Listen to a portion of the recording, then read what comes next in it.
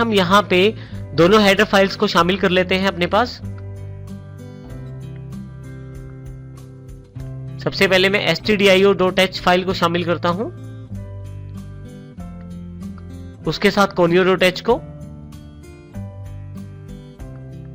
void main function मैं यहां पे बना लेता हूं और ब्लॉक ओपन अर्थात फंक्शन ओपन कर देता हूं। यहां पे सबसे पहले मैं उन वेरिएबल्स को डिक्लेयर कर देता हूं जिनको मैं प्रयोग करना चाहता हूं अपने प्रोग्राम में। मेरे पास 3 वेरिएबल हैं ABC। मैं क्लियर स्क्रीन का प्रयोग कर लेता हूं पिछली या पुरानी आउटपुट्स को हटाने के लिए स्क्रीन से। अब यहां से हम मेन कार्य शुरू करते हैं। देखिए यहां मैंने एक मैसेज प्रिंट करवा दिया है एंटर A। ये केवल एक मैसेज के रूप में स्क्रीन पे आएगा जो ये इंडिकेट करता है कि इसके पश्चात दी जाने वाली वैल्यू जो scanf के द्वारा ली जाएगी वो A के लिए है।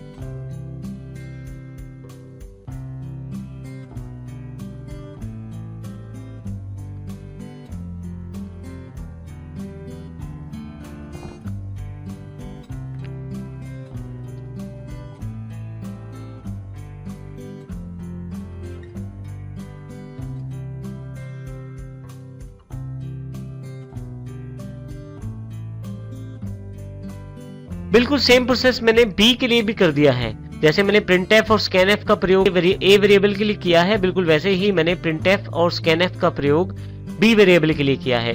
इसके पश्चात मैं इन दोनों का टोटल करना चाहता हूं।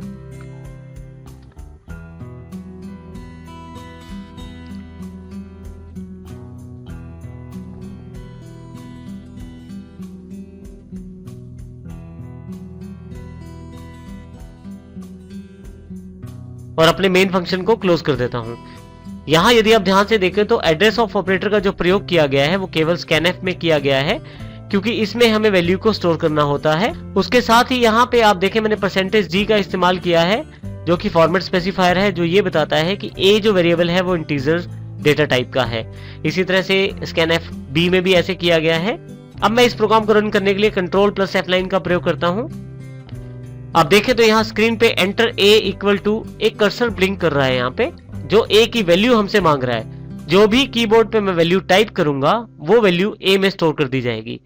जैसे ही मैं 10 रख के एंटर करता हूं, मेरे पास देखिए यहाँ पे एंटर B की वैल्यू मांगी जा रही है। अब मैं यहाँ 20 एंटर कर देता हूं। जैसे ही एंटर करता हूं यहाँ पे मैं देखिए मेरे पास C के द्वारा आउटपुट शो कर दी गई है, वैल्यू C इक्वल टू 30। अब इसका अर्थ ये हुआ कि इसने वैल्यू प्रोग्राम के रन करते समय मेरे से मांगी है, तो इसको मैं अपनी आवश्यकता अनुसार चेंज कर सकता हूं। और जो भी व्यक्ति इस प्रोग्राम का प्रयोग करता है वो भी अपने आवश्यकता अनुसार वैल्यूज दे सकता है और वांछित आउटपुट प्राप्त कर सकता है। इसको हम दोबारा रन करते हैं प्रोग्राम को। अब की बार वैल्यूज में चेंज कर देता हूं। देखिए जो वैल्यूज आप देते हैं उसके अकॉर्डिंग आपके पास आउटपुट उपलब्ध होता है।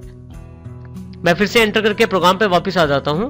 तो इसका अर्थ ये हुआ कि scanf के द्वारा ली गई वैल्यूज को आप रन टाइम पे चेंज कर सकते हैं और इसका प्रयोग आप कीबोर्ड से वैल्यूज प्राप्त करने के लिए कर सकते हैं।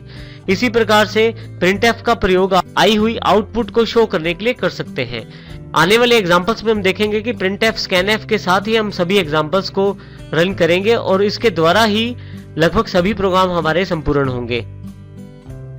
हमने जो 2 वेरिएबल्स की वैल्यू ली थी, मैंने इस प्रोग्राम में थोड़ा सा चेंज कर दिया है। देखिए अब की बार मैं printf के साथ थोड़ा सा मैसेज चेंज कर दिया है मैंने।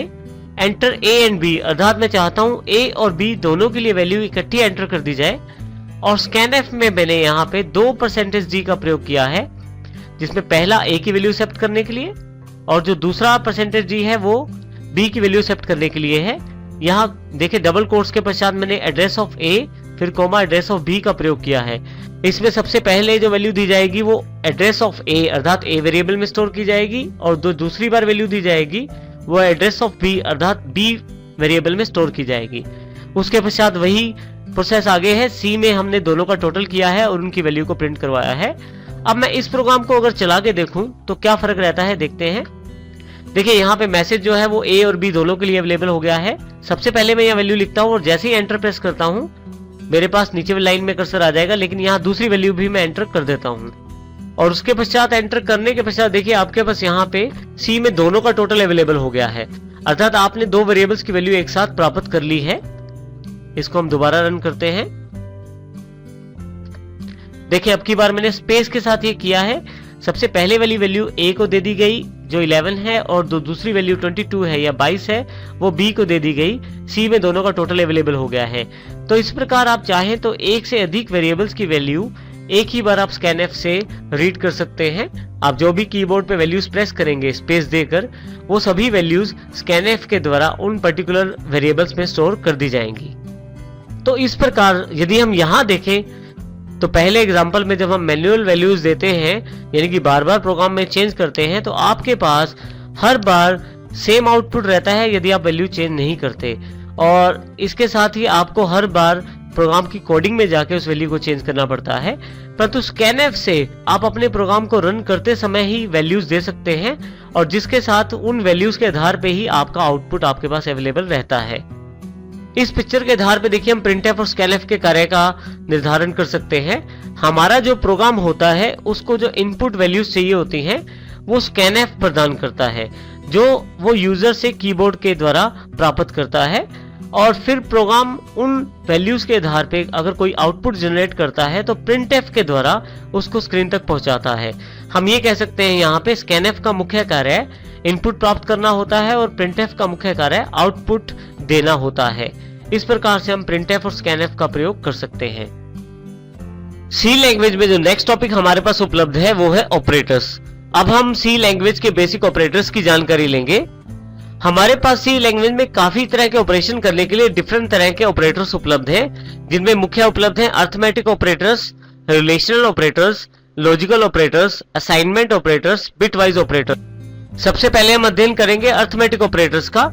अर्थमेटिक ऑपरेटर में यहाँ पे हमारे पास बेसिक ऑपरेटर्स उपलब्ध है, plus, minus, multiply, division, modulus के रूप में। लेकिन इन सब का प्रयोग करने से पहले हम यहाँ पे एक एग्जांपल का अध्ययन कर लेते हैं। मैंने 3 वेरिएबल यहाँ लिए हैं, इंटीजर A, B, C। तीनों की डेटा टाइप इंटीजर है, जिसमें मैंने A और B में वैल्यू स्टोर कर दी है। A में मैंने 10 और B में 20 स्टोर कर दिया है। अब हम एग्जाम्पल का अध्ययन करते हैं जिससे हम इन ऑपरेटर को समझ सकते हैं। सबसे पहले हमारे पास यहाँ सी लैंग्वेज में राइट हैंड साइड की एग्जीक्यूशन होती है। सबसे पहले यहाँ पे A प्लस B का अर्थ है कि A और B को जोड़ दो, और जो आउटपुट वापस आएगा उसको C में ट्रांसफर कर दिया जाएगा। तो हमारे पास यदि A 10 है और B 20 है तो उनका टोटल 30 है और C में 30 स्टोर कर दिया जाएगा। इसी तरह से नेक्स्ट ऑपरेटर माइनस का है। यदि आप एक वेरिएबल में से दूसरे वेरिएबल को माइनस करना चाहते हैं, तो जैसे मैंने B में से A को माइनस किया है, तो यहाँ पे जो आउटपुट आएगा उसे फिर से C में स्टोर कर दिया जाएगा। जैसे हमारे उदाहरण में यहाँ 10 आउटपुट है। इसी तरह से यदि आप मल्टीप्लाई का प्रयोग करना चाहते हैं तो A को मल्टीप्लाई करेंगे B से, आउटपुट जो आएगा उसे फिर से C में स्टोर कर दिया जाएगा। देखिए यहाँ पे हमारे एग्जांपल के अनुसार जो आउटपुट है वो 200 है, अर्थात 200 है। यहाँ पे 2 लास्ट ऑपरेटर को जरूर ध्यान से देखें। सबसे पहले है डिवीजन। यदि हम B को डिवाइड करते हैं A से तो हमारे पास 2 आंसर आता है। और सबसे लास्ट वाला जो ऑपरेटर है मॉड्यूलस, यदि B को मॉड्यूलस 1 किया जाता है तो हमारे पास 0 आंसर आता है। इन दोनों ऑपरेटर्स को ध्यान से समझना जरूरी है। इसको हम अलग से एक एग्जांपल के द्वारा समझते हैं।